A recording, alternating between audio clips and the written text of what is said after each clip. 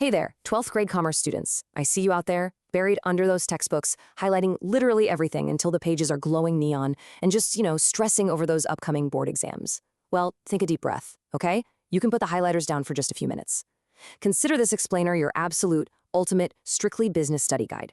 Today we're mastering Chapter 8, Financial Management. We are going to break down the literal bloodline of business, strip away all that confusing textbook fluff, and give you exactly what you need to score top marks on test day. Let's get into it. So, here's our game plan for this session. 1. The blood of business. 2. Profit versus wealth maximization. 3. The 3 big financial decisions. 4. Building the capital structure. 5. Fixed versus working capital. And finally, number 6. Exam prep mnemonic tricks to help you remember it all. Okay, let's dive right into Section 1, the blood of business, the foundation of finance. So, why exactly do we call finance the foundation or the quote-unquote blood of a business? Well, think about it. Human life just isn't possible without the circulation of blood, right? In the exact same way, a business unit simply cannot survive, let alone grow, without finance. You can't start a business, you can't run daily transactions, or expand your operations without money. So if your exam paper asks you to define financial management, please do not just make something up. Give them a rock-solid textbook definition to guarantee those marks.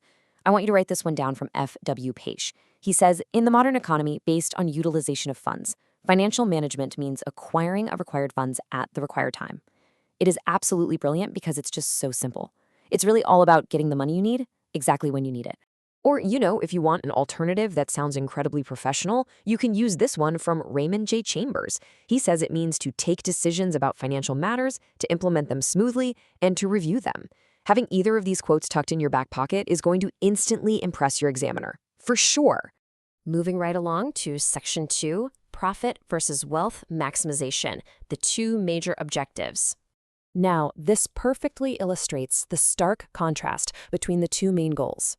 Over on the left, profit maximization. This is kind of the old school way of thinking. It's all about maximizing your immediate income and just squeezing out the highest possible dividend right now. But the problem? Well, it completely ignores cash flow and long-term risks. Not great. Then on the right, we've got wealth maximization. This is the modern, vastly superior approach. It actually focuses on net present value, your actual cash flow, and ultimately increasing the overall share market price. So it's not just about making a quick buck, right? It's about building real, lasting value for the shareholders. So listen up. If a board question asks you which approach is better, you must confidently answer wealth maximization. And hey, here is your secret weapon for an extra mark. You're going to want to name drop Prof. Solomon. Make sure to mention that the objective of wealth maximization is universally accepted and strongly favored by Prof. Solomon, specifically because it directly increases the shareholders' asset value.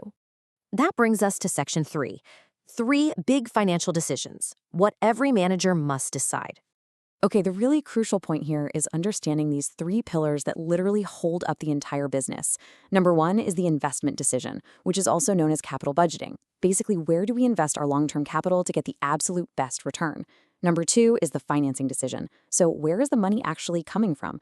We have to figure out the perfect mix of equity, which is the owner's capital, and debt. And then number 3 is the dividend decision. Once we actually make a profit, how much do we distribute to our shareholders as a dividend, and how much do we keep as retained earnings to just plug right back into the business? Let's zoom in on that second pillar for a second, financing.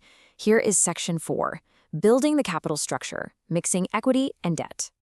Think of your capital structure a lot like baking a cake. You really need the right recipe, right? That perfect combination of owner's capital and borrowed money to make sure the business rises successfully instead of just collapsing under the weight of too much debt. Now, this flowchart clearly breaks down your main options. A financial manager can build a capital structure using A, only equity shares, B, a mix of preference shares with equity shares, C, debentures with equity shares, or D, a combination of the whole shebang, preference shares, debentures, and equity shares. The ultimate goal here is finding that exact proper proportion. But what actually makes a capital structure, ideal? Basically, an optimum structure perfectly balances maximum return with a minimum risk. So here is your rapid-fire checklist for the exam. It must be simple, meaning fewer types of securities. It must ensure profitability. It must provide adequate finance. It absolutely needs flexibility to adapt to changing circumstances. It has to be economical, so minimizing that cost of capital. It requires really careful balancing between equity and borrowed funds.